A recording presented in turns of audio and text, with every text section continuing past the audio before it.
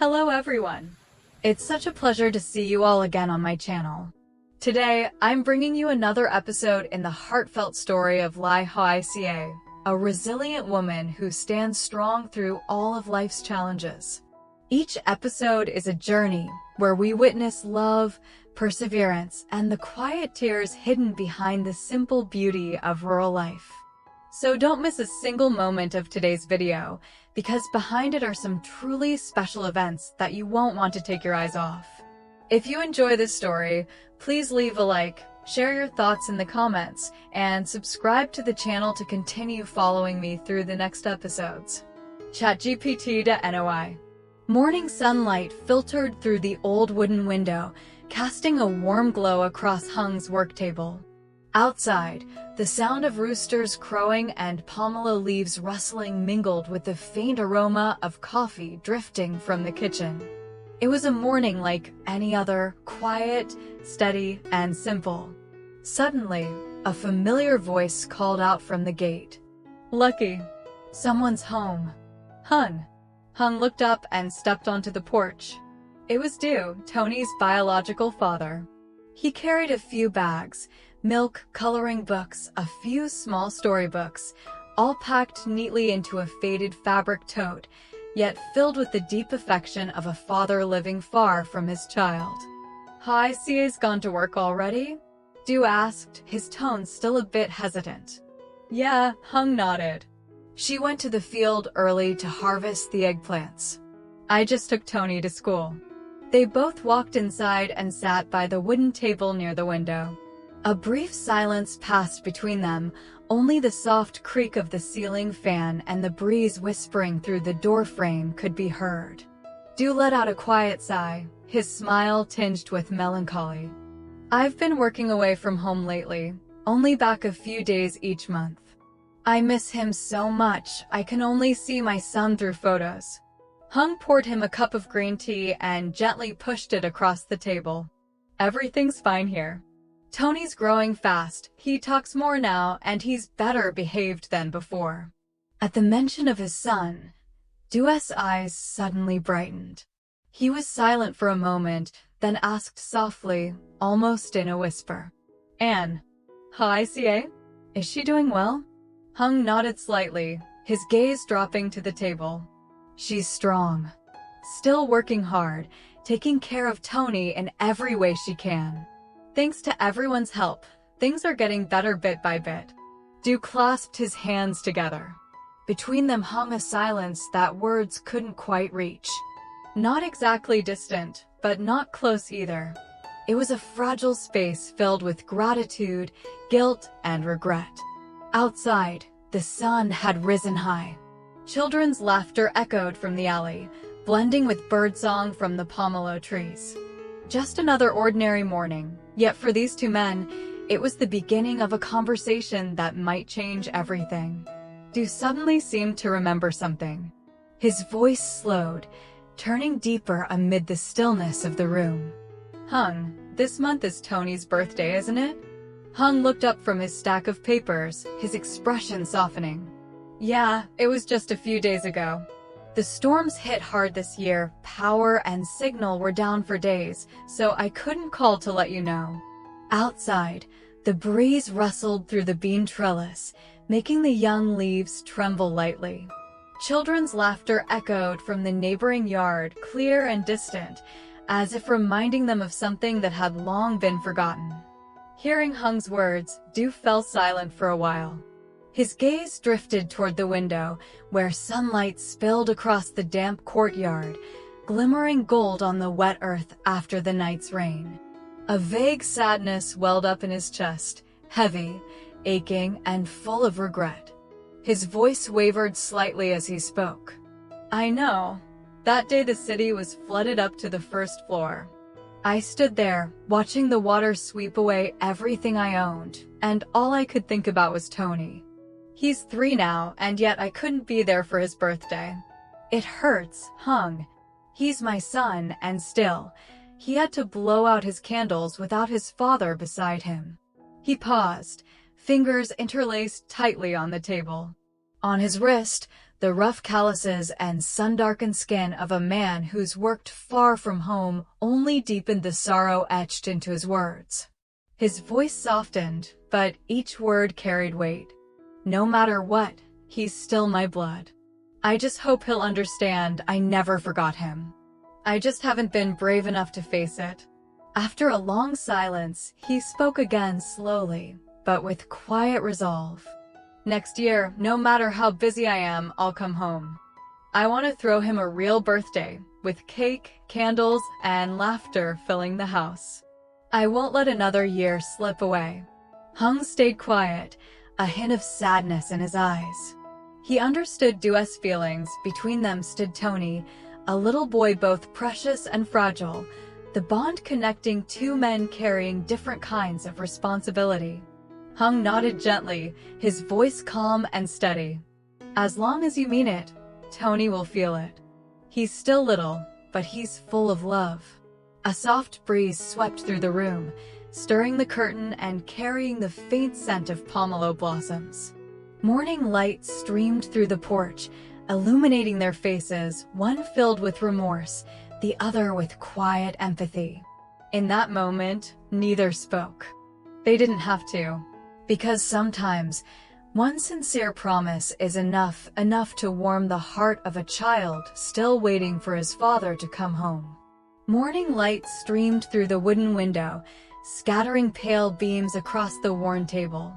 A soft breeze rustled the old tiled roof, carrying the scent of pomelo blossoms from the garden and mingling it with the warmth of freshly poured tea. Inside the small house, Du bent down and opened a faded cloth bag, the same one that had accompanied him all the way from the city back to his hometown. He carefully unpacked a few small items. A box of milk still cool to the touch, a brand new coloring book, and a handwriting notebook neatly wrapped in an old newspaper sheet. He placed each item gently on the table, aligning them with quiet precision as though arranging a treasure. Sunlight slanted through the window, lighting up the cracks in the wooden tabletop. Those 3 simple items suddenly shimmered, not because of their worth, but because they carried all the love and unspoken guilt of a father long separated from his child. Du stared at them for a long moment, then spoke softly, his voice trembling but full of care. "This one, it's for Tony to practice coloring. And this notebook, I bought for Hoài Ca. She still can't write well. I want to help her learn, so one day she can teach our son herself." Hung looked up, momentarily stunned. He hadn't expected this man, once distant and silent, to be so attentive to such small, tender things. Light touched Duet's face, revealing the deep lines etched around his eyes, marks of years spent working far from home, and of nights spent awake, missing his child. Hung smiled faintly, but inside him rose a complicated mix of emotions, compassion, admiration, and a quiet ache in his throat. Du lowered his head, his voice dropping to a near whisper. "Don't tell her I bought these. I don't want her to feel awkward, or think I did it out of pity. I just hope she'll start learning for Tony's sake, so she can teach him at home. She's already sacrificed too much for that boy." He stopped speaking, running a rough hand along the edge of the notebook, as if afraid to crease it. His eyes glistened, though he tried to hide it behind a faint, shaky smile. Hung said nothing. He simply looked at Du, with deep understanding. He knew these weren't just small gifts. They were a father's unspoken apology, a first step toward making up for the lost years. The air in the room felt suspended. Outside, late summer cicadas buzzed faintly, the dry bean vines rustled in the wind, and the 2 men's quiet breaths seemed to merge into one soft, melancholic harmony. Du stood up, glancing around the small home, the peeling walls, the scuffed wooden table, the corner of Tony's study desk, still stained with bits of crayon. Every detail seemed to tug at his heart, conjuring the image of his son coloring in the fading afternoon light. Then he turned, his voice low but filled with determination. "Tony is my flesh and blood. I can't stay on the sidelines anymore. If he truly has a speech delay, I'll go with you and Hoài Ca to get him treated. I'll cover the costs, everything. I promise. Even if I have to work overtime, even if it means sleeping only a few hours each night, I'll do it. As long as he has a chance to speak, to live, to laugh like other kids. I won't give up. The room went still. Only the creak of the old fan and the faint rhythm of 2 beating hearts filled the silence. Hung looked at him for a long moment, then stepped forward and clasped Du's calloused hand tightly. Thank you, Du. Don't worry, I'll be there too. We'll take care of him together, as if he were my own son. They stood there quietly, saying nothing more. Morning light filtered through the pomelo leaves outside, glinting off their sunburned faces, making the sweat on their brows shimmer like dew. Beyond the walls, birds chirped, the sky turned a soft blue, and the breeze from the fields carried the earthy scent of wet soil and the sweetness of blossoms. That moment, simple yet sacred, bound 2 men, 2 pasts, and 2 hearts in the same direction, toward a small boy who needed them both. No grand words, no need for proof. Just a handshake and a promise born of sincerity. Enough to rekindle faith and begin a new journey, one of love, redemption, and the quiet strength of men who've learned to live for someone other than themselves. Early in the afternoon, soft golden sunlight spread across the old tiled roofs, reflecting gently on puddles left behind by the morning rain. The air was fresh, the scent of damp earth, green eggplants, and faint pomelo blossoms from the nearby garden blended together, a fragrance both familiar and peaceful. From the rice fields beyond, Hoài Ca slowly made her way home. The conical hat in her hand was speckled with mud, her dark brown trousers stained with traces of wet soil. On her shoulder hung a heavy basket filled with glossy eggplants, still glistening with tiny droplets of water. Her steps were tired, her breath shallow, yet her eyes shone with the quiet joy of a farmer at harvest time. Hung heard the shuffle of sandals in the yard and came out to meet her. Seeing her lower the basket by the porch, he spoke gently. Go change your clothes, you're covered in mud. The ground's still wet, you'll catch a cold. Hoài Ca wiped the sweat from her forehead, smiling softly. Yes, it's flooded out there, hard to walk. But the eggplants are all ripe now. If I don't pick them soon, they'll spoil. Hung nodded, lifting the basket into the house. All right, go wash up. I'll rinse these, and we can pickle them for the afternoon market. Moments later, Hoài Ca returned, her hair still damp, wearing a faded brown blouse with a towel draped over her shoulder. She tied her hair neatly and sat beside Hung, ready to help. In the small kitchen, the sound of chopping mixed with the birds calling from the garden. The aroma of chili, garlic, salt, and fish sauce filled the air, pungent yet comforting. The sliced eggplants soaked in the marinade before being packed carefully into small glass jars. As they worked, Hoài Ca laughed lightly. The eggplants are so good this year, crisp and fragrant. I bet they'll sell fast this evening. Hung glanced at her, the corners of his mouth lifting. Yeah, the weather's clear, perfect for the market. Maybe we can grab some tofu for dinner too. Their laughter echoed softly, melting into the warm light spilling across the porch. A breeze swept through, rustling the old curtain and carrying the spicy scent of chili into the fading sunlight. It was a simple, humble scene, yet it pulsed with the warmth of a home rebuilt with love. They finished quickly, dozens of jars neatly sealed. Hung wiped each one clean while Hoài Ca lined them carefully in a bamboo basket lined with banana leaves. She gazed at the finished work, her eyes bright with quiet pride. It's hard work, but seeing this makes it all worth it, doesn't it? Hung smiled and nodded. Yeah, when it's made with care and love, people can feel it. As Hoài Ca stepped outside to load the goods onto their bicycle, Hung paused. His eyes fell upon the coloring book and notebook that Du had brought that morning. Sunlight filtering through the window fell across the pale blue cover, illuminating the words "Writing Practice, Preschool." He rested a hand on it, a wave of emotion rising within him, tenderness, gratitude, and hope. "Maybe this time," he whispered, "our boy will have another father by his side." "Anoi," Hoài Ca's voice called from the yard, pulling him back. "Let's go, or we'll miss the market." Hung nodded, lifting the basket of jars and setting it gently on their old bicycle. The road to the evening market shimmered in the sunlight, lined with swaying bamboo. The soft clatter of the bicycle chain mingled with the buzz of late-season cicadas and the chirping of birds, the music of the countryside. By the time they reached the market, shoppers were already gathering. The smell of grilled fish, fresh herbs, and vendors' cheerful voices filled the narrow dirt path. Hoài Ca arranged the jars neatly on a wooden stall. A nearby fish seller called out warmly, "Is that your pickled eggplant, Hoài?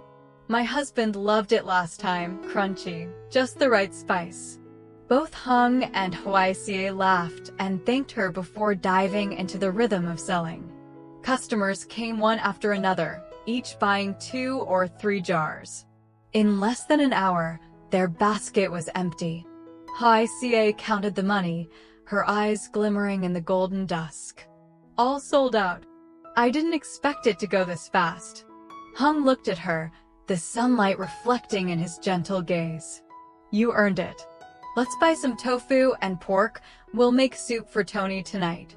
They pedaled home as the sun hovered low over the fields. Evening light glowed on Hoài Ca's hair as the wind carried the faint scent of pickled eggplant from her hands. Their laughter drifted down the dusty village road, blending with the rustle of ripening rice in the fields. In the distance, a flock of white storks flew home against a sky painted in shades of amber and gold. It was a picture of rural peace, of simple people who quietly worked, loved, and held each other up through the storms of life. And in that fleeting moment, a small seed of faith took root. Faith that Tony would grow strong again, that the wounds in their hearts would heal, and that through their hard work, steadfastness, and kindness, they would rebuild their home, a place where the laughter of their child would once again fill the air. In golden afternoons like this one, dusk settled over the fields, and a cool breeze drifted in from the open plains. Inside the small house, the soft glow of a yellow bulb spilled across the wooden dining table. The scent of freshly cooked rice, tofu soup, and the tang of pickled eggplant made earlier that afternoon filled the room, wrapping it in a quiet warmth that felt deeply comforting. Hoài Ca spooned rice into bowls and called softly, "Tony, come eat, sweetheart." The little boy scampered over from the corner of the room, his hair slightly tousled, his eyes bright and curious. Hung helped him climb onto the chair, smiling gently. "You were a good boy today. After dinner, I'll give you an extra piece of fish, all right?" The meal was simple: braised fish, tofu soup, and a small plate of spicy pickled eggplant, yet each face around the table carried a smile. The clink of spoons, the sound of soft laughter, and Tony's playful chatter blended together into a tender melody of everyday happiness. As they ate, Tony fidgeted with his new coloring book on the table. Hoài Ca glanced at him, her eyes tender but distant, filled with unspoken thoughts. Thoughts about Du, about the promise he'd made, and about the uncertain road ahead for her little boy. Hung watched them quietly before speaking, his tone calm and thoughtful. "Tomorrow, I'll stop by Tony's school, ask his teacher if she knows any speech therapy centers. If there is one, we can take him for an assessment soon." Hoài Ca nodded softly, her voice barely above a whisper. "Yes. I really hope he'll be able to talk like the other kids." Neither said another word, but in all 3 pairs of eyes, even Tony's, there flickered a quiet, shared hope. That simple meal wasn't just dinner, it was the beginning of something new. A moment where three lives found common ground in love, responsibility, and faith in the little boy who connected them. Outside, the wind stirred the pomelo leaves, a few petals drifting down onto the porch. Inside, the light flickered softly, like the steady heartbeat of a flame reignited after a long silence. On the table, the coloring book and notebook lay neatly beside Tony's rice bowl, symbols of a new journey just beginning. And when Hoài Ca lifted her gaze toward the darkening sky outside the window, a quiet question rose in her heart, one laced with both fear and hope. Would you keep his promise? Would Tony, her fragile, beautiful child, finally speak his first words? And could she, Hoài Ca, find the courage to open her heart again? To accept the help of the man who had once hurt her? The light inside the house continued to glow, reflecting off Tony's innocent smile. The night unfolded peacefully, carrying with it the warmth of a shared meal, and planting within their hearts a small but steadfast seed of hope.